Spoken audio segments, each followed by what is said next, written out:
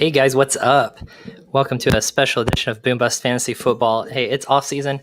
It's a little slow, so we decided let's change this up and talk about a fun topic. And that fun topic is that I used to work for Joe Exotic, the Tiger King. So move my phone out of the camera view there on YouTube and Facebook. So yeah, cool. This is gonna be a fun one. Yeah. Let me check my audio really quick. That this is set up correctly so that we're not getting an echo on Instagram. Here we go. My audio output. There we go. All right, Kyle, talk to me really quick. Talking, test. Yeah, there we go. Last time we did this Instagram stream at the same time as our YouTube, Facebook, things of that sort. We had a bad echo, so we have figured out how to get around that. Thanks, trusty AirPod there. So, yeah. Anywho, want to hold a little special session here and answer any questions that anyone might have about Joe Exotic or things that were going on there. I have a little bit of a unique viewpoint because I actually worked there right before the documentary picked up. So, Brandon, I see your question, and I will come back to that. So, you got questions over on Insta? I do have an Instagram question already, and so I came in there. I worked there from. Let's switch over there to see if I can answer June, that for you. No, I got it. That's me. June 2011 to September 2011. So I was there for 3.5 months, something like that. And so it wasn't a long amount of time, but it was plenty of time, and I'll tell you that. But my experience was definitely different. So Brandon asked, did Joe make any inappropriate advances? So, hold on. So let's start with this. I found this job listing for a marketing director on Craigslist. Okay, but it wasn't in the Was it in personals? It wasn't in the personal section. Okay, so surprisingly, it wasn't in the personal section. So that's how I found this job posting originally, and so it was on Craigslist, and I didn't know exactly what it was, and so when I filled out, like, I sent them my resume and kind of filled out a little questionnaire, sent it in to them. And when they called me back, I was actually on set working for an HGTV show that was going on at the time. They were shooting locally here. And so that was technically my first gig. It was more of a gig, not a job. It was only a week-long gig.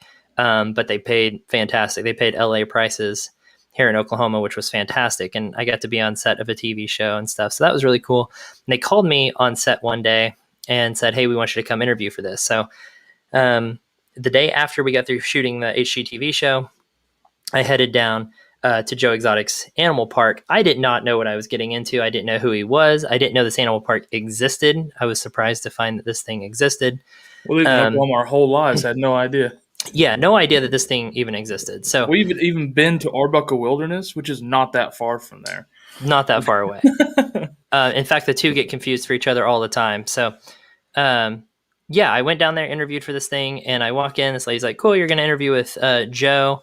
In a minute, he'll be right out. And we were in the gift shop and everything. And so, hey, Nick, thanks for joining us on Instagram, by the way.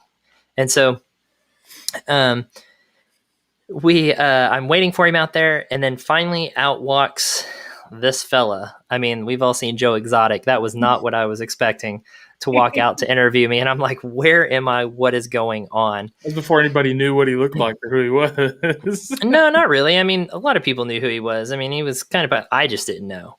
I mean, a lot of people don't, but yeah, I went in with no expectations. I had no idea who this guy was. Anyways, we're interviewing and we're out in the middle of the gift shop or whatever. And at one point he mentions that he has a magic show. He used to do this magic show. It was a drinking and like his brother had died from a drunk driver and stuff. So he did this educational magic show, blah, blah, blah, whatever. And I was like, oh, cool. Like I do magic. That's a hobby of mine, which, okay, there's a nerdy side of me. Like that's a hobby of mine. It used to be a hobby of mine, at least. I still have all my stuff, but I used to do magic. I made good money off of it. Don't laugh, Kyle.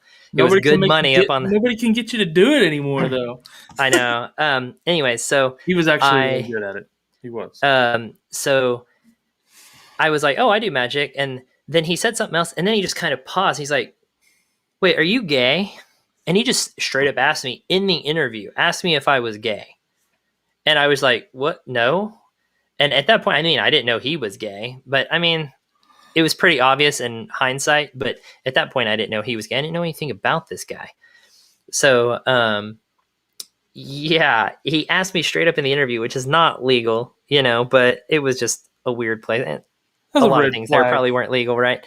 But kind of a red flag right from the beginning. I mean, yes, but it was my first job out of college. I had just gotten my marketing degree, and I was being offered a marketing director job at this place. So I was like, I don't really want to pass on that, you know, like. So I just kind of brushed it off because I didn't really care. And I knew there was a lot of opportunity there because they needed a lot of help. So I was, yeah, that's ultimately like, I was like, oh, this is a good job for me. I could be creative and I know how I can help this place. So anyways, that was the first and only advance, because after I told him I wasn't gay, he never tried anything thereafter. So there were no other, granted, at that time he had a husband and a boyfriend, so there was no room in that bed for a third person. And yeah, but I'm pretty sure neither of them were gay. I think they just kind of pretended, and I don't know why or how, but he was with one of the ones in the documentary when you were there, right? The guy that was shirtless throughout the entire documentary for some odd reason. Batista looking guy. Yeah. He was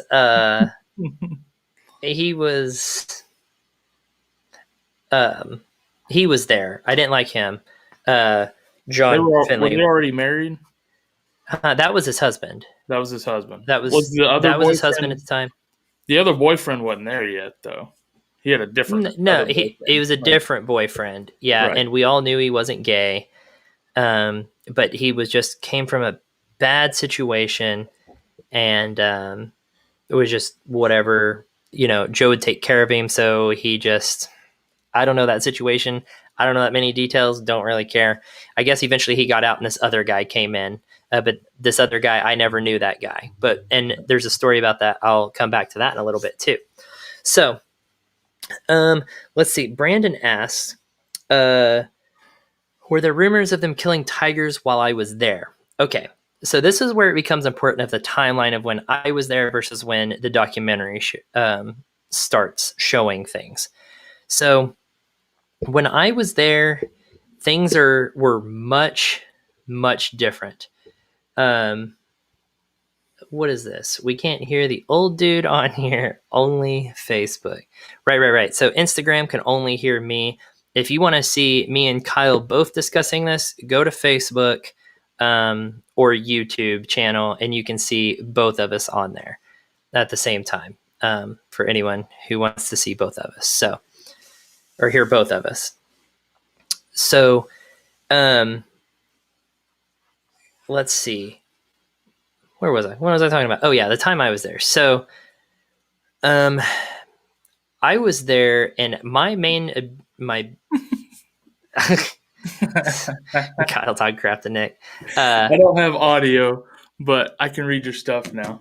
There you go. So when I was there, I was in charge of marketing the traveling show called Big Cat Rescue Entertainment that was purposely named to confuse people with Big Cat Rescue, that bitch Carol Baskin down in Tampa, Florida, right?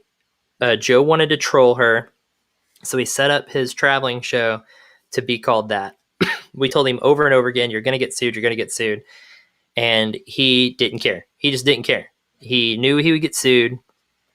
I don't think he thought it would be $1 million, but he knew he was going to get sued. He just didn't care. He hated that woman and he wanted to troll her. Fine. So when I was there, we had that battle and everything going on with Carol, but they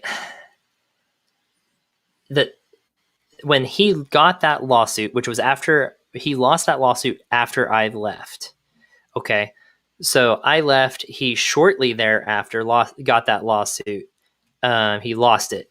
And when it was for the amount of money it essentially, I lost Kyle on my stream here. Oh, that's too bad. I'll keep going. Kyle will come back. Anyways, so when Joe lost that lawsuit, he became desperate, essentially is what happened. And he needed money and things kind of went downhill. So when I was there, we had a strict policy against even selling cats. We didn't sell the cubs. You know, people would contact us to be like, hey, do you sell tiger cubs? And we said no, because a lot of time when those tiger cubs, people buy tiger cubs, they're cute, they're cuddly, they're cool. Then they grow up, they can't take care of them anymore. So what do? They end up exactly in places like Joe Exotic's zoo, sanctuaries, whatever you want to call them, because people can't take care of them. And that's where they end up. Anyways, looks like Kyle's coming back. So I'll pop him on here once he's back all the way. But so no, we didn't sell cubs to anyone. But after the lawsuit, he became desperate for money, it seems. And so that policy went away, it seems like, according to the show. And he started selling cubs. And so, you know, he just became desperate for money. He needed to come up with $1 million. He was already in debt. So he needed to come up with money. And so he changed. And from people I talked to, Kyle's having internet issues, I think. Who cares? Like, this is about him, right? So anyways, I'm just kidding. Anyways, things changed. And apparently he changed quite a bit as well. So that's unfortunate. The side of Joe that you see in that documentary is not the side of Joe that I knew. Joe was not a jerk to everyone. In fact, he took really good care of us. He would buy us lunch all the time. He would buy us drinks. He would take us down to the casino and even give us money to do that. Like, he didn't have money or anything, but he wanted to take care of us. He treated us nicely and things like that. He wasn't sitting there in the morning meetings, yelling at everyone, screaming at anyone. He wasn't even involved in those morning meetings. He had Rinky, the guy with no legs. He was in charge of all that. So after that, it seems like the cameras came in, the desperation hit, and he changed. That wasn't the Joe that I experienced or knew. The Joe I knew was stressed and, you know, because of money and things like that to a certain point. But he loved the animals so much. He hated people. To be completely honest, he hated people, but he loved those animals. We got in trouble one time when I was there by whoever monitors that, not the FDA, but who knows. Anyways, whatever department that is, that government department that watches over, we got in trouble one time, and it was for overfeeding the cats. I hear an echo now. Maybe on. Oh, I don't hear it now. All of a sudden, I had it for a couple seconds and then didn't have. But anyways, we got in trouble for feeding the cats too much. What a shame. So the cats were overweight, and that's the only time we got in trouble while I was there, and that was easy. We just stopped feeding them as much. So, and apparently that extra food started going into the food that they were serving their guests. I don't know. That's so they had an agreement with Walmart, local Walmarts. They would pull their meat off the shelves about a day before the sell-by date. And so the meat technically could still be eaten, but because of being cautious and blah, blah, blah, they would pull the meat about a day before the sell-by date because they knew people didn't really want to buy it. They didn't want to take any chance on someone buying it, holding on to it a couple days, and then eating it, things of that sort. So we would go around to all the Walmarts. We had a special truck that would go around to all the Walmarts and collect this meat that was still wrapped and everything. bring it back to the park, and we'd be able to feed all the cats and everything for free. We didn't have to pay to feed the cats. So it was really easy to do. I mean, there was no expense to feeding all the cats, which was great. But there was always leftover. Like, we had too much, we wasted it. But the meat was still like, it was still before the sell by date. Most of it was, because it was just overly cautious by Walmart. So we would have cookouts and stuff and eat that. Like, we would grill up ribs and hamburgers and stuff of this meat that still hadn't even reached its sell by date. So I'm guessing that that's probably what he was doing to the customers, but I disagree with doing that to the customers who are unaware of that versus the employees who aren't getting paid anything. Like, my pay there was horrible. And we knew what we were eating. No one ever got sick or anything because, like I said, it was never past the sell by date. So Walmart was overly cautious, which is good to know in case you buy meat from Walmart. So, yeah, I mean, we ate that free meat. I wouldn't say often, but if we got a good load that was like, oh, there's a good amount of meat here that's not even past its sell by date, we would actually grill it up and eat it and have a little cookout. And there were pretty much everyone that worked there lived there at the park. He had about 5 or 6 trailer homes that were on the other side of the parking lot, and they were just kind of lined up over there. And that's where we all lived. We all lived in those trailer homes. And I got lucky. I got the nicest trailer home because I was shacked up with in the same trailer home as the person that led the traveling show that traveled the country. So she was never there, but she had been with the park the longest. So she had the nicest one. And yeah, I mean, it was pretty cool. And then once we got this guy, Reggie, came in, and they put him in one of the rooms. So I had the second biggest room. I had a huge room in there, and it was just all to myself. I mean, but we worked 80 hours a week, so we were hardly ever there. It's essentially where we slept. We got one day off a week, and you lived there. So when they got busy, like my day off was Sunday, and usually before noon, they were knocking on your door saying, hey, we're busy. We need help. Would you come? And so you're essentially working 7 days a week.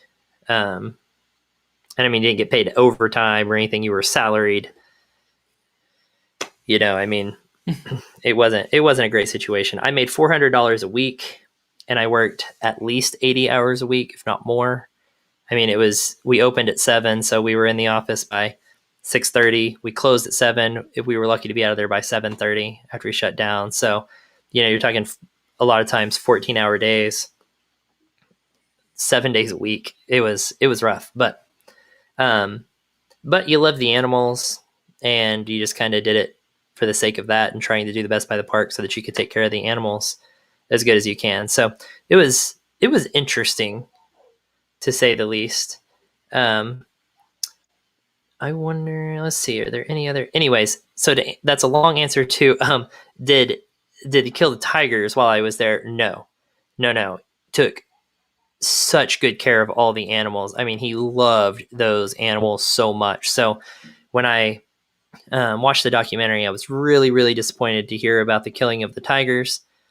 And I actually didn't even really believe it that much. I thought that they were talking it up in order to make the show more interesting. And then I did hear from someone else who is familiar with the situation that apparently he did actually kill off some tigers. I mean, so that's really sad because the Joe I knew wouldn't have even thought of doing something like that ever. So But we don't really disappointing. We don't necessarily know the circumstances behind those killings either, though. Were they sick, hurt? Did they bite somebody? You know what I mean? Like, you don't know. I don't even think it would have mattered, man. We had a tiger die while I was there. The tiger's name was Six. And Six was born there at the park, and she actually lived down. So right outside of Joe's house, there were two things. There was a small little cage. I say cage. Kind of a cage thing.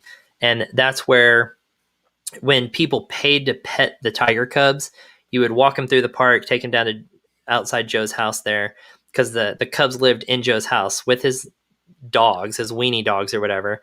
And so they would just bring him out of his house and right into this cage, and that's where people would get to pet and hang out with the tiger cubs. I So cracked up with his weenie dogs. it And was crazy, was man. it Bone Digger? Was that the? Yeah. So then there was a big cage right outside of his house, big cage, right, and that's where Bone Digger the lion lives, and Six the tiger. Now these two cats grew up together. So, I mean, from cubs, it's the only way. Like, they had multiple tigers and lions living in the same cages together throughout the park. And the only way you can do that is to have them together from essentially almost birth, right? They have to be cubs. They don't know that there's a difference between them. So that's how you would breed a lion and a tiger to make like a liger and stuff. But you have to take them essentially from birth and let them grow up together. It's the only way you can do it. Yeah. Excuse me. Anyways, so these two had grown up together. And they were very, I mean, most of the cats there were super domesticated because they grew up in Joe's house as a cub, you know, and grew up being pet around humans and stuff like. So they were domesticated cats for the most part. And Bone Digger especially is super domesticated. There's a famous video on the internet. It's been around for years and years of there's a lion laying there and there's a weenie dog licking his teeth and cleaning his teeth off for him. You can just Google that, and that's Bone Digger and one of Joe Exotic's dogs. No one really knows that. I just happen to know that because I've seen all of this happen. Anyways, Six was in that cage with Bone Digger. Six got sick and died really fast. And I've never seen so much depression and people crying. And yeah, it was bad. It was really bad. People were devastated. I didn't really know anything about Six. I wasn't there that long before it happened. I didn't know the background behind that cat. But everyone was just devastated. And so, I mean, people there care about those animals, and Joe raised them from birth. So he cares about these animals too. Those are his pets. They're not just some animal he got to make money off of. I mean, these are his pets, you know? And so, yeah, it wasn't, I don't know, to hear that he had killed some tigers. It just, I think he just snapped. I mean, he snapped at some point. It was after that lawsuit. That lawsuit broke him. Carol Baskin broke him, and she did it for the better of the animals and stuff, but she amplified everything and actually put them in worse situations. He started selling cubs. He started probably traveling his show more, trying to make more money. He killed some off, you know, because he couldn't afford to take care of them. Probably couldn't afford the vet bills and stuff. So she ended up putting the cats in a worse situation because, little hint here, guys, for Carol Baskin, it's about money. It's not about the cats. She gives 0 F's about these cats. She's not a good person. Trust me, I dealt with her on a daily basis, her and her hooligans. And her hooligans are so brainwashed, it's ridiculous. They literally know nothing about these cats or our park that we were at. Like, they knew nothing, and they would call me and just start screaming at me over the phone. And after a 2-hour conversation, they would be apologizing. They're sorry. They were misinformed, blah, blah, blah. They felt so tricked by Carol and stuff because they were just uneducated. They thought they were doing the good thing, and they were really just ignorant. And so there was just a lot of pressure and stuff. Carol Baskin's not a good person. She's broken so many laws in Tampa. We had proof of it, went to their local sheriff's department. They literally told us to just get out. We had paperwork and proof right in front of them. There's also a video of that on the internet. My coworker, one of my co-marketing directors, actually went down to Tampa to their sheriff's department, walked in with all this paperwork in hand, hard evidence of there were about 7 felonies, and the paperwork was just right there. And they told her to hit the road, Jack. We don't care. Get out of here.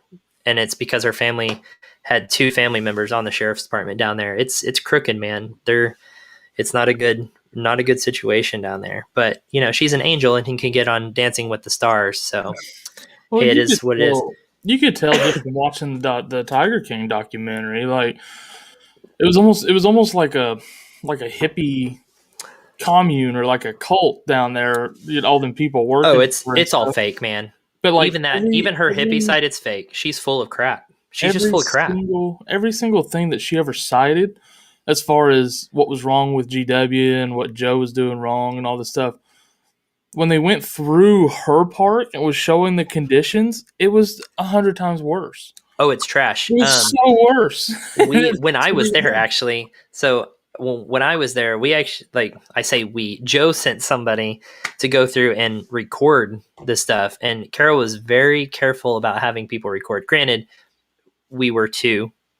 You have to be very careful about people recording, because I have an experience with that too. People edit things, they crop things, make a false narrative. It happened to me one time while I was there.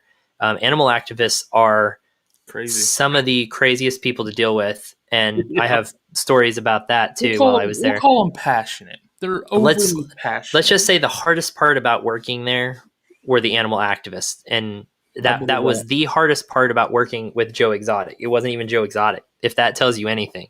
And he's crazy, but he wasn't even the worst part. There were people more innocent. Crazy. There what? I think he's also innocent, but that's a whole different discussion. That's a whole nother story. That's a whole different discussion. I hope he's innocent, but I don't know that he is. And that's because the jury came out, like, there were jurors that came out and said, like, there's so much more evidence and stuff that wasn't presented on the documentary that makes him obviously guilty. They said, but you never hear that because the documentary kind of wanted you to have this feeling that he was innocent. But that's kind of what they did with Making a Murderer too, though. They made it seem like he was innocent in the documentary, but everybody's like, there's so much more evidence that wasn't presented in the documentary. So they can twist those things too, however they want. But just in the documentary, I don't think. Just want to give a shout out to anyone who's on Instagram. Thanks for joining us. If you want to see my co-host Kyle here, if you want to see that, we are live on our YouTube channel, link in bio. Or our Facebook channel, and you can hear both of us instead of just hearing one side of the conversation. That's up to you. What was that Cal? I think he slid through the other day when we were on too. Maybe. Hopefully he slides over here, gets in the chat, asks some questions and things of that sort. So I'm ready to chat, and I got nobody to chat with over here, guys. Oh man, I've got answers to all the questions. I'm just trying to hit everything. There's so many different things to hit on. It's weird, I'll say, though. It is weird still to this day, and that's been, a year since all of this started with Joe Exotic, with the documentary and things. March, I think, Yeah, it's still weird to this day. Anytime someone brings it up, to know that I was so involved, I know this person. Watching the documentary, knowing people on the documentary. I only knew 3 people on the documentary. If that tells you, like, my timeline and stuff of being there, and the people, they kind of go through people a lot, right? I'll say, it also shows you the turnover that they had. There's a lot of turnover. And but there are people that opted out of being in that. You could tell. Like, there were people that should have been in there that weren't. They opted out. Luckily, I never got asked, but I did watch that entire documentary, scared to death that I was going to pop up in it. I mean, I was terrified. I'm like, and I kept it on the down low that I worked there. There's a lot of people that didn't know I worked there, like friends and things of that sort. I just kept it on the DL for months and months and months. And then finally I was like, I wasn't there during the bad part. So, like, what does it hurt? You know, I'll tell people about this. I know they have questions. It'll be entertaining. It's a good icebreaker. Some fun stories still, It's fun stories. I mean, but it's also a different perspective because it's pre that show. And when I say pre that show, I mean, it's right before that show picks up. So I know all of the lead up to it. I was kind of a part of it. Like, there's that picture of her or some of her employees and stuff holding that dead rabbit up off the back of that golf cart. And we discovered that while I was working there, and we pushed that on social media so hard. Oh my gosh, we were just trying to smear, but because, and by smear, I mean, we were trying to prove that she's a total hypocrite. Which she absolutely was. And so that was Joe's entire goal, was to prove that Carol Baskin is a fraud and a hypocrite. He didn't want to shut her down. He didn't want to harm her. all he wanted to do was he wanted to embarrass her by exposing her as a total hypocrite. That was his entire goal, essentially. Putting information out in the world and letting people make their own decision about it, basically. Yeah, and he was a firm believer that she killed her husband. I still think she did too. Absolutely. Sorry about the cough, guys. I've been sick for over a week now, about 9 days, and I just can't get over it. And it's wild, man. It's not COVID because you're vaccinated. Well, I've had COVID. And you've already had it.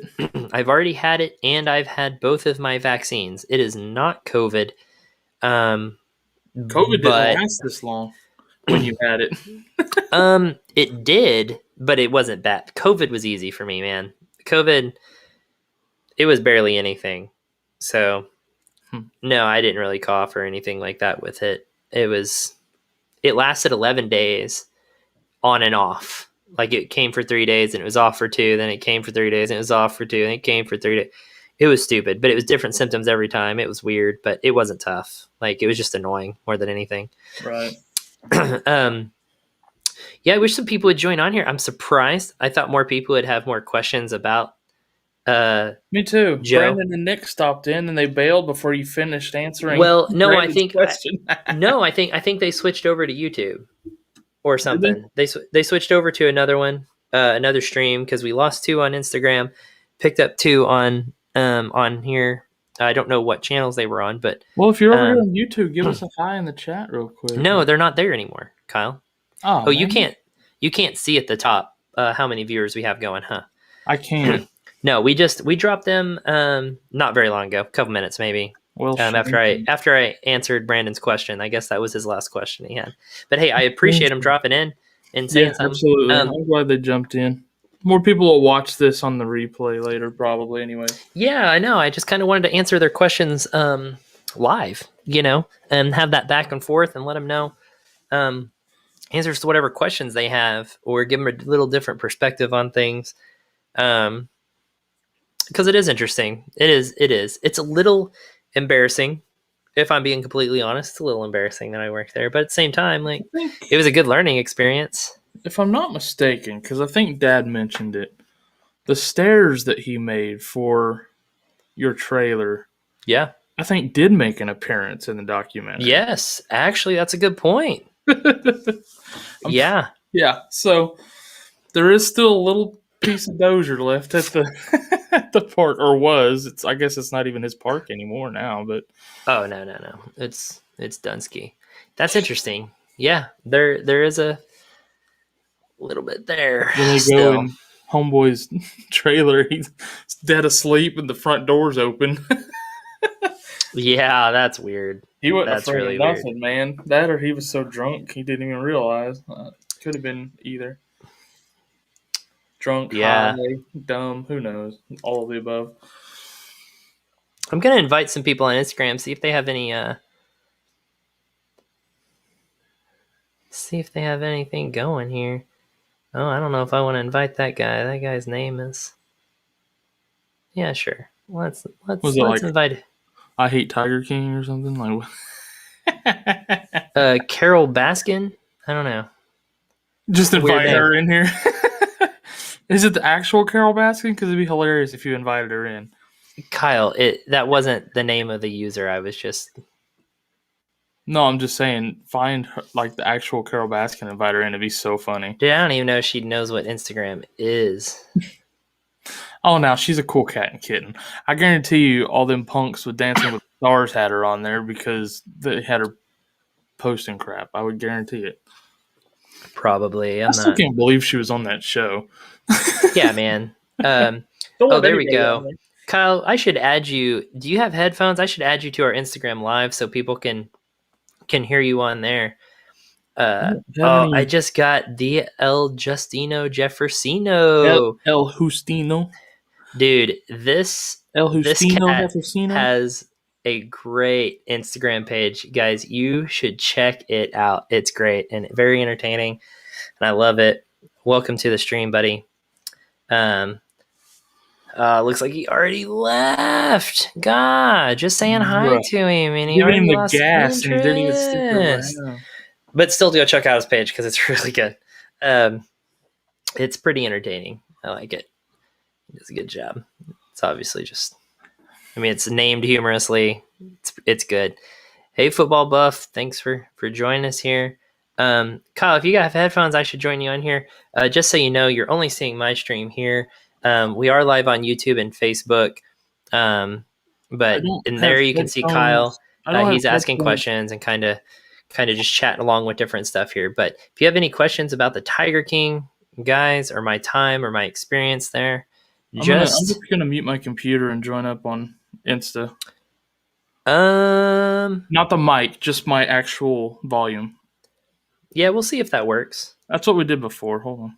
Yeah, but mine's set up different right now, so we'll see. Well, okay. Yeah, we'll see if that works. Yeah, but mine's set up different right now, so we'll see.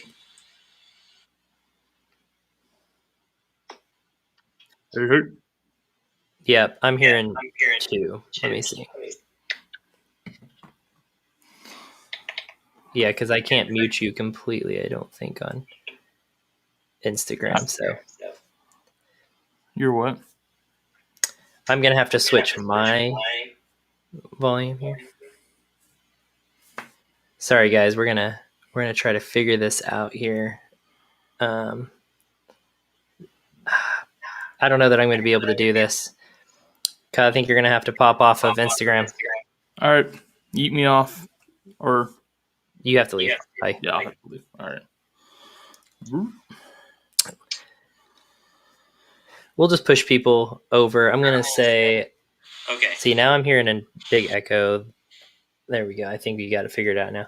Okay, I'm going to let people on Instagram now. My phone down before I switched off. My bad. Okay, I'm going to say full stream on YouTube. Link in bio. All right, I'm going to post that. Let's see. I'm going to pin that to the top. There we go. That way people know like full stream is on YouTube. And then they can get to it by going to that. Anyways, I want to hang out here for more people that might be popping on here and have any questions about it. I hate to keep going and covering more about it. Without most of, I mean, there's some. Yeah. Kinda. There's always more to know. There's a couple more fun things that haven't been talked about, but I don't want to talk about them with no one here. I mean, I guess the recording. I mean, it's gonna go on YouTube eventually, anyways. Yeah. So tell us about like the TV studio and stuff. Yeah, so the TV studio, most popular, the one that burned down, that we don't know who set fire to this thing, right? It housed the baby gators and everything. I actually helped make that. So Joe did not have a show or anything like that going on. I helped create that studio and that original show that was kind of going on there. Mm-hmm. Not fully. Let me take that back. I think it had started a little bit before I got there. I helped him finish it and get that show going. I helped him produce that show a little bit. I say that he produced the show, but I helped run the cameras and get the equipment, help get animals in and out of there, give him tips and tricks, blah, blah, blah. So, that TV studio, I did on Craigslist find the large antenna, not antenna, but tower that we were going to put the antenna on to broadcast it, because we had to get special internet out in the middle of nowhere. So we had to have a really, really large tower to be able to receive this internet on. And I found that on Craigslist, and I think we bought it in like Perkins or something like that. So we had to get a trailer and hook it up and go to Perkins and go buy this thing. And so we had to erect this huge tower out there, and so that we could pick up good enough internet to broadcast over the internet this video. So and then eventually, I guess it burned down. Those baby gators were awesome. So I'm really sad that happened to them. I because it remember was the going in gator there, house. seeing the studio and the gators and all that. Yeah, yeah, It was really cool. because you went into the building there through the front door, and then you could see like through the glass, you could see the gators. There were gators on both ends. There was a baby gator one on the far left end. The far right was actually where the large gator, when it went inside, that's where it went into. And the large gator was actually Michael Jackson's gator. Somehow Joe Exotic had Michael Jackson's alligator from Neverland Ranch or whatever that was called. He got that Michael Jackson's alligator. And in the middle section, I can't remember what used to be there, but they got rid of it and built a TV studio, or there was maybe nothing there, I don't know, before. And so you could actually see that through the glass too. So if you wanted to watch, if guests were there while we were producing the show or whatever, they could actually stop by and do that too. So while I was there, he wasn't shooting fake Carol Baskins in the head on the show or anything like that. When I was there, what we were doing was bringing in animals out of the park. We would bring them in to the show so that he could show them off on camera and talk about them, tell about them, educate people about these animals, right? Yeah. So it was a way different show. It wasn't just ragging on Carol Baskin the whole dang time. There was always, a quip in there about it or something, but the whole show, the whole premise of the show was educating people, which was the premise of our traveling show that I marketed. So I'll come back to that again in a minute. But a good story about that is my roommate, Reggie, he, one show we had to do a porcupine and he was tasked with putting on the work gloves and grabbing the porcupine and transferring the porcupine. I didn't know how dangerous a porcupine was. After he got through transferring this porcupine into the studio for this show, we literally had to sit there with pliers and pull what are those called? The porcupines? Quills, yeah. The quills out of his hand. He couldn't even take off the gloves. These were those thick cloth work gloves. He couldn't take off the gloves because the quills were going through him into his hand. Oh, damn. So we had to take pliers and pull these quills out of his hand so that he can even get the gloves off. We were all surprised. No one knew that it would go through these thick work gloves. No doubt.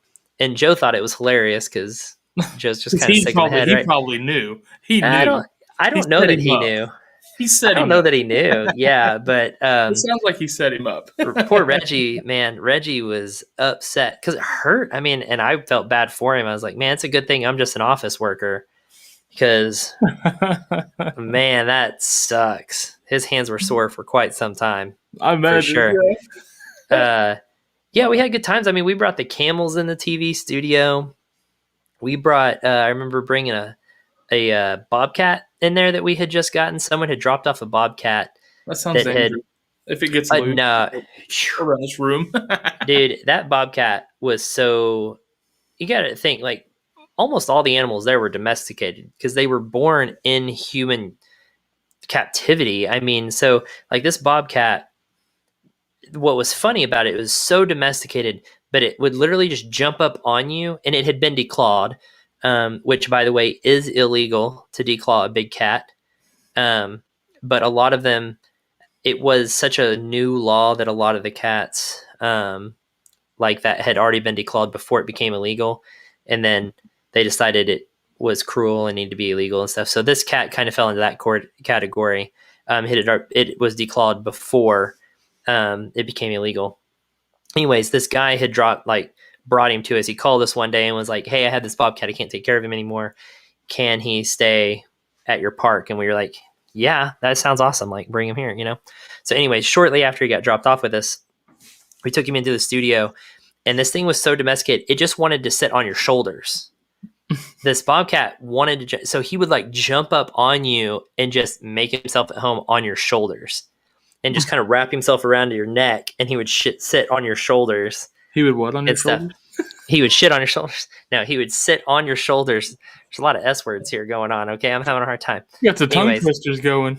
Yeah, so he just wanted to be up there. So you'd just be kind of sitting there with him on a leash or something.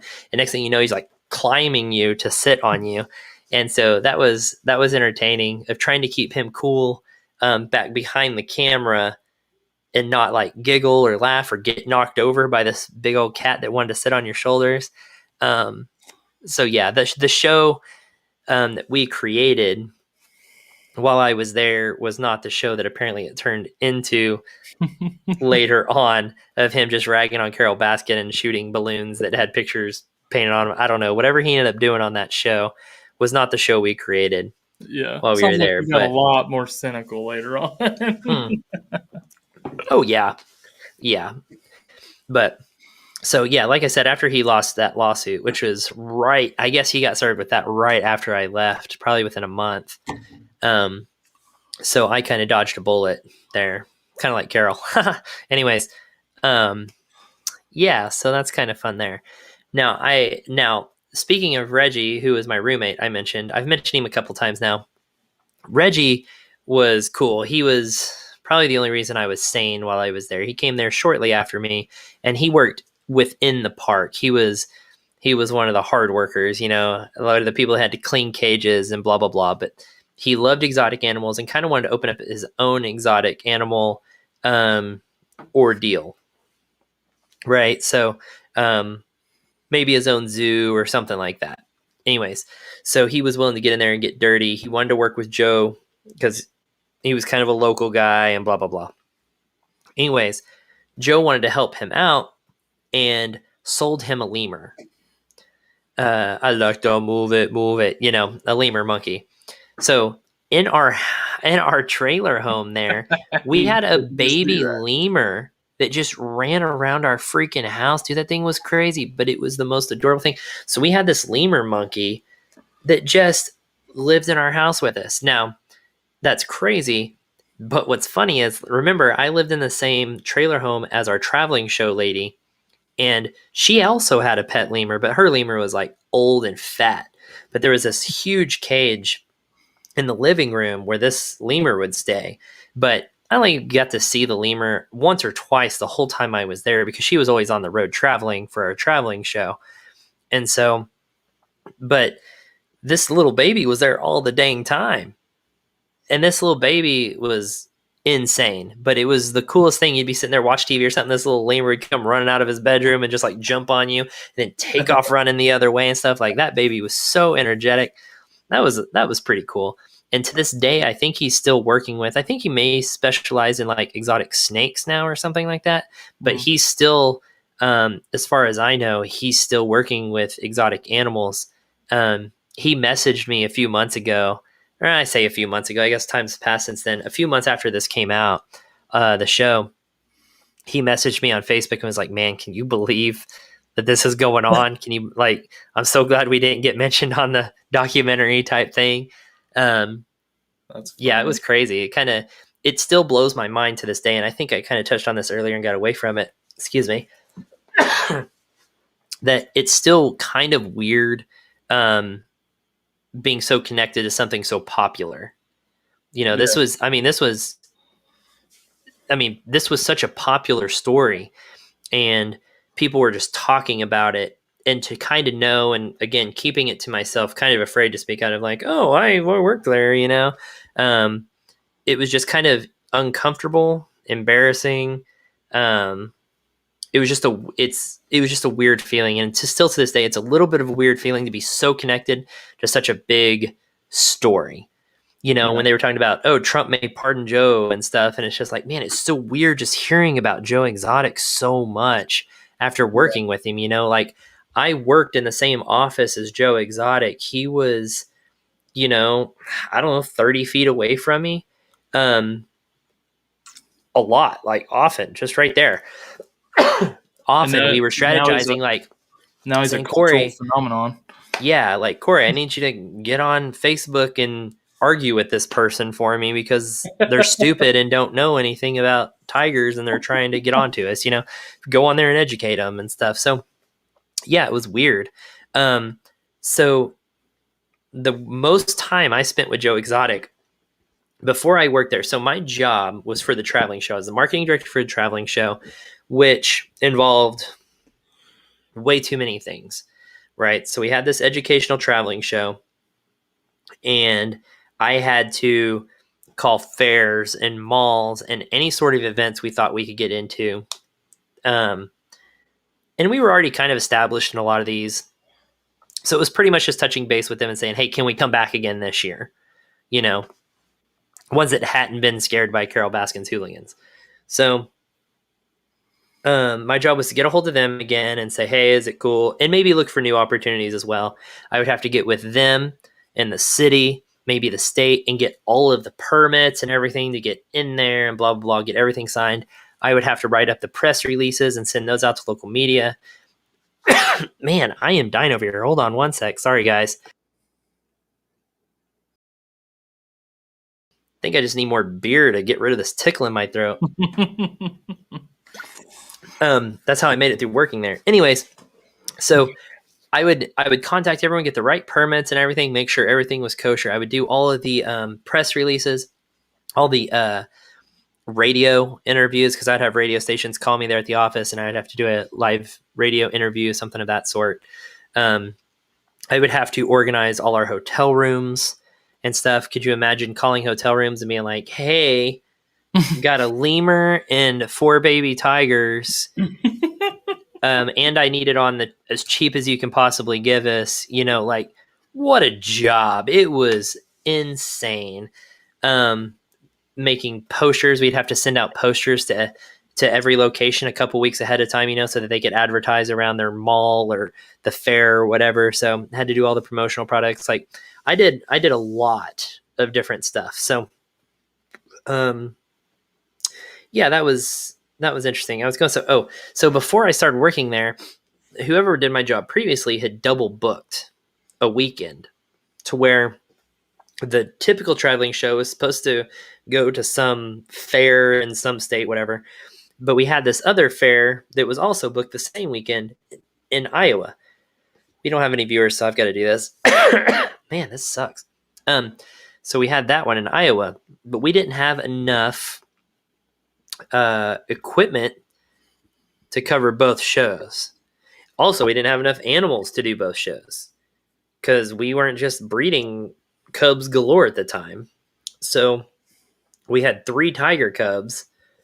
Yeah, 3, 4. We had just had another one born at the time. So we had 3 white cubs and 1 orange. And so we were like, okay, well, we have to go buy a bunch of equipment to set up 2 shows, a bunch of cages. We're going to have to rent a tent. Man, I am dying, Kyle. I'm so sorry, viewers.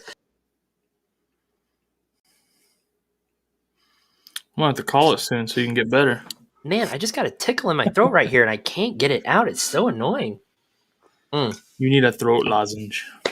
Man, it won't help. It's just a little tickle. It's weird. Almost like you got something stuck in your throat. Get some of that chloroseptic spray. That crap will... Yeah, I have some. It's weird. Anyway, so we double booked this week somehow, and I was like, well, that's a pain, and he wasn't very happy about it either. So we spent a lot of money to get this, but we weren't backing out of it. So when people are like, oh, he's doing this stuff to make money. No. Joe was constantly losing money. There was no money to be made in what Joe was doing at all. Like, he was losing money. Anyways, did all this, and we had to figure out, okay, these are the animals we have. How do we make it work? So we actually, we decided that we would take animals that weren't on the typical traveling show. We had cubs for the park that people could pet, and we had the cubs that were out on the traveling show.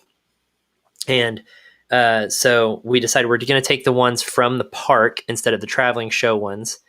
And then we're going to take this alligator that we have. We had travel alligators? Like, what the heck? So we traveled this alligators, and so that people could touch an alligator if they wanted to while they were there. And then we traveled a big tiger. I say big. We never traveled bigger tigers than cubs, right? You can only travel them until they were 16 weeks old or something like that. Anyways, for petting and stuff. So they never traveled a bigger one because then they start getting dangerous. But Joe's like, oh, if I'm going on this one, I can take a bigger tiger because I'm the Tiger King, so I can take a bigger tiger. So we took a tiger named Sarge, who at the time was about 250, 300 pounds. So was probably about a year and a half, 2 years old, something like that. Had lost his baby teeth, so he was kind of gumming it at the time. And Sarge was the most domesticated tiger I'd ever met. Sarge was a super sweetheart, leash trained. I remember Sarge, actually. Wasn't born at the park. Someone brought him to us. I think a zoo had brought him to us. His ear had a little nick out of it from like something as a baby. So the zoo couldn't put him out on display because he had that little nick. Because again, animal activists will go crazy if a tiger at the zoo is not absolutely perfect. So because of the little nick in his ear, he had to come to another park instead of this big zoo. So he ended up with us and was the sweetest freaking tiger ever. So we knew we can travel this tiger. So we took him with us. And yeah, that alligator and 2 white cubs and that new little orange cub. And we traveled up to Iowa in a semi and a pickup truck. And Joe drove the pickup truck up there behind the semi. And again, Joe cared about these animals. We probably stopped every 30 minutes to check on the animals in their cages in the semi, blah, blah, blah. Give them water. Like, it was excessive. So much so, he was so worried about it that maybe 2 hours in on this 14-hour trip or whatever it was, he made us move the baby cubs up to the cab of the semi with us. And they rode in the cab of the semi with us. He wouldn't let them ride in the back of the semi because he just didn't want to take any chances with these tiger cubs of it being too hot or anything like that. And so he didn't want to take any chances. So we had these baby tiger cubs. Now the 300-pounder, he stayed back there, but he knows he's older. He can handle a little bit more heat if it gets hot for some reason. We actually opened up the side of the truck without the babies back there. He was kind of up at the front of the semi in his cage, so we opened up the side door to the semi so that the wind would get in there and circulate with him at being at the front of the semi, and that was further at the back just to circulate some wind in there to keep him air conditioned. But he didn't want to even do that for the baby cubs. So they rode up front with us, and we had to entertain these baby tigers. And so, sidebar on that, the trainer that was up there with us, we were playing with these tiger cubs, and one of the tiger cubs, while they were playing, the tooth went inside of her arm, under her skin. The tiger cub's tooth punctured her arm and went under the skin and was just kind of stuck there. And she was like, okay, guys, don't freak out. Like, this is fine. And so I had to grab the tiger's head and like pull the tooth out, like pull his head as the tooth came out from underneath her arm. And she's like, okay, don't freak. And then she started bleeding. She had a huge hole in her freaking arm, right? And she's like, it's okay. The tiger doesn't know that my skin's not as tough, just playing with me or whatever, wasn't trying to hurt me. So yeah, it was wild, dude. We were just, it was crazy and she was perfectly calm. I mean, she had worked with a bunch of tigers and stuff, so she wasn't freaked out by it or anything like that, and kept us calm with a hole in her freaking arm. She didn't even make us stop until Joe stopped us again, 30 minutes later or something. So that was crazy. Anyways, so we ended up traveling on to Iowa for this big fair that we set up at. And we were there for 6 days, 7 days, something like that at this fair, working, our typical days. We were working 14 to 16-hour days at this fair from open to close. And who did I share a hotel room with? Who do you think I shared a hotel room with? So if that tells you how that trip was, I mean, he was wild, but he wasn't annoying. You know what I mean? Yeah. And we met some people at the fair that had come in and like pet the cubs and stuff. And Joe just kind of befriended them. They were cool people. And they came out the first, like, it was one of the first days of the fair. And then they ended up coming back a second day sometime. And he remembered them and was like, hey, cool, guys. Like, let's go out to dinner tonight. And they did. They came out to dinner with us. We went to Steak and Shake all together and stuff that night after the fair. And Joe bought him dinner and stuff. I mean, he was just a friendly, nice guy. He liked making friends, and he liked treating people. Like I said, he bought us dinner and lunch and stuff all the time. He loved taking care of us. He was way different before he lost it, man. And so that was a wild week, but that's where we got hit with those animal activists. That he specifically told me, if you see anyone recording video, stop them. And yeah, I knew there was a reason for it. I didn't exactly know. I didn't question it much. I just knew there was a reason for it. And so just do what he said, you know? And so one time I did see somebody recording with a video camera and stuff, and I went over and asked them to stop. And sure enough, it wasn't 2 days later, that video was put out on YouTube about this tiger being abused at this fair. It was super zoomed in on this cage. The tiger was playing in his water. And the thing with tigers that a lot of people don't know is that tigers love water. They love being in the water. Out in the wild, you know, in the jungles and stuff, they go into the water and swim, and that's how they throw off scent. People, like, other animals can't track them because they go in the water so that other animals can't track them. At the park, people would donate water tanks because tigers just laid in these water tanks full of water during the summer stuff. They loved being in the water. Tigers love being in the water. That's where they use the bathroom. They love to swim and just be in the water. So these baby tigers, we would fill their water thing up, and they would immediately go over there and splash in it and try to get into their water container thing. They would like try to lay in it and stuff. It was impossible to keep that water filled. But the animal activist had zoomed in on it and said, this tiger is so bored because there's nothing for it to play with in its cage that it's trying to play in the water instead. Like, that's how it's entertaining itself. And if they had zoomed out, you would see like 20 freaking toys laid out on the ground there for it to play with, but it's not interested in it. The tigers wanted to be in their water. That's all they wanted. And so I got like all these views and comments and stuff, and it's like, God, this is a huge lie.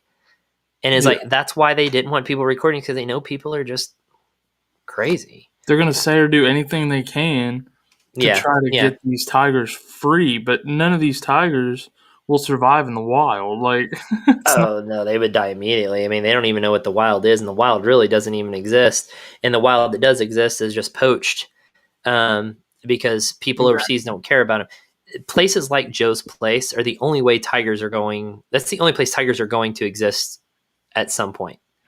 At some point, they're not going to exist in the wild. And it's not because, yes, we are destroying their habitat, but that's not the main killer of it. The main killer are the people poaching them. The poachers are the main killer. They set up, I can't remember, was it like 2.2 million acre habitat for tigers or something over in India at one point?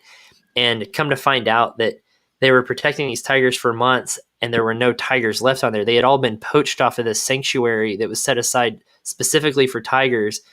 And they were like, man, we haven't seen tigers in a few months. It's because there were none left. Come to find out, they had all been poached off of this sanctuary. Like, it was nuts. Wow. Yeah, these people, I mean, it's crazy, dude. It's not us destroying their habitat. It's them just poaching them and not caring. So in zoos around the world are going to be the only way that tigers exist. But animal activists would rather them go extinct than be in zoos. But these animals are born in captivity. They can't feed themselves. I mean, they don't know what any of that's about. It's just no. And like you saw in the documentary when old girl got her arm bit off, like That was a reflex. That dude wasn't trying to hunt. Probably didn't even think he was going to hurt that girl when he grabbed her arm. Oh. Well, if you notice, she took immediate responsibility for it because, well, they're still cats, right? She was wearing a hoodie. He was wearing a hoodie with a glove. It's a giant shoestring to the cat. Yeah, it's a toy because they hung toys through there specifically to play with the cats just like that. So yeah, it was a reflex. It was just how they always played, right? And what's more annoying about that, and luckily that person took responsibility for that, because every morning there was a briefing, a safety briefing from Rinky, the guy that had no legs, which is totally unrelated to the animal park, by the way, of why he didn't have legs. Anyways, I think he said that in the documentary. Just making sure that everyone knows that. But there was a safety briefing. He gave it every morning, and specifically, probably mentioned at least twice in every safety meeting, every morning, do not reach into the cage. Yeah. Never reach a hand inside the cage for any reason. Any reason. And that was just well known. Do not do it. And that person just did it that day, not thinking. Got too comfortable. I don't know. I don't know what the deal was. I guarantee that's all it was. She trusted the cats, and the cat wasn't malicious in doing it. No. It was just, it is what it is. Well, in those animals, like the trainer that got the tooth put in her arm, the cats don't know that our skin's not as tough as theirs. Right. Their skin is super tough, and they don't know that ours isn't the same. And they just try to play the same way, and you just can't. And those trainers gain a lot of trust for those cats, and they love those cats. My gosh, those people out there cleaning their cages and stuff. I watched them interact with those cats and stuff, and I mean, they're in awe of those cats. You know what I mean? Well, you'd have to be to lose your arm, wrap it up, and go back to work a few weeks later. Well, I tell you, we should do this again soon, because there's so much more to cover. And I know we've been going for over an hour now, and we got to go. But we should do this again soon. We'll do a part 2. But I'll end it on this. I was in awe every day that I worked there. It was a wild place. It was exhausting, frustrating experience, but it was magical. Yeah. Being around those animals, so close to tigers, lions, the second biggest liger in the entire world. I got to touch a white lion, which is one of the most rare animals in the entire world. That wasn't in a zoo because he was cross-eyed, because, animal activists, right? So this beautiful animal that is majestic, this white lion, was cross-eyed, so couldn't be in a zoo. Sad, very sad. Anyways, but it was great for me. I got to touch it. I got to stare at it through the window of my office every day. It was just, it's very, these cats are very majestic. And it was a crazy experience. I mean, we had those baby white tigers. I've got pictures with them. I was going to show pictures tonight. Not enough people got on. I'll show them on part 2. Yeah, I used to have pictures with the white tigers, and I lost them in an old phone. To get to sit there and pet and cuddle with white baby tigers, I mean, it's just, there's something about it that can't be matched. And it's crazy. But and sorry, I know I was going to end on that, but I'll end on this. That feeling is what Joe wanted to create for everyone. So when Carol Baskin or anyone else that's stupid comes on and says, Joe was in it for the money, I can absolutely refute that and say he was losing a ton of money. Joe's goal was to create an experience for people with this tiger, the cub petting, to make them care about that animal.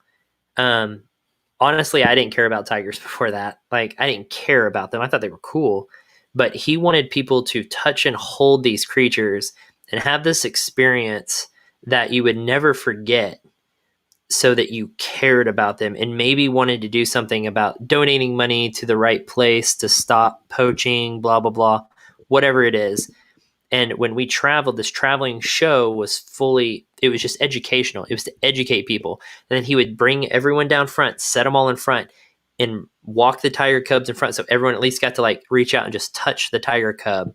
And he hoped that that one touch of a tiger cub being that close to a tiger was enough to make people care about what was going on with these animals in the world and do something.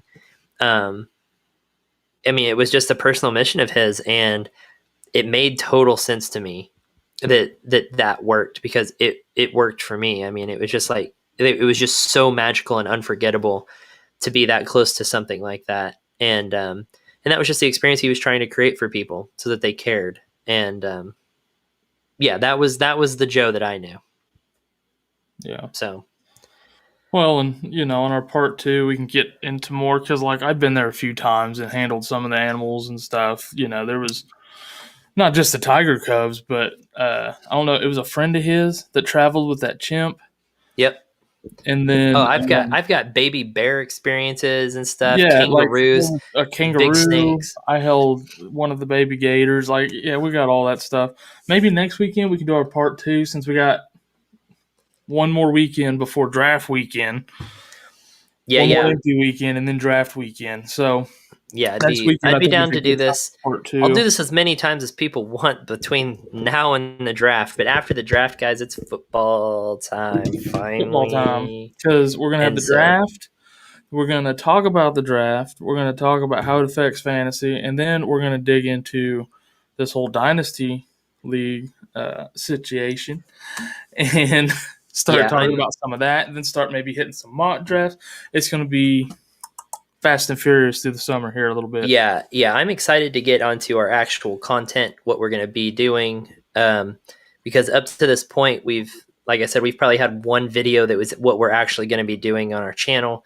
It's just been one of those getting started up type of things. So anyways, I'm looking forward to that. But yeah, maybe let's hit up part 2 sometime soon. We'll let you guys know when that's coming up. Hopefully more people come in here, more questions can be answered.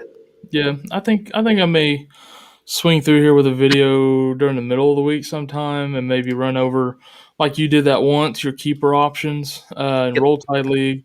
I don't have as many options, but there's a few, and we can do a quick video and kind of look it over and talk about a few players that I had on my roster and stuff, but and maybe some potential trade targets if I want to go that way. So I may swing through, I don't know, Tuesday, Wednesday, Thursday, somewhere in that range, with a little quick video going over that. But cool. I'm glad the ones that stopped in. And what I love most about this is it's been so long since I've heard so many of these stories and stuff. Like, we used to talk about it a lot after you worked there, and then like it's been years since we really talked about it. We touched on some briefly after the documentary came out last year, but so much more detail going over things tonight and stuff that it's fun to rehash some of this stuff. Yeah, totally. It is for me too. Yeah. All right, guys. A little over some of the shame, right? Yeah. It's not quite as embarrassing or shameful now. So yeah, now I'm having fun with it. All right. Well, thanks for stopping in, and we'll see y'all next time, I guess. Bye, guys.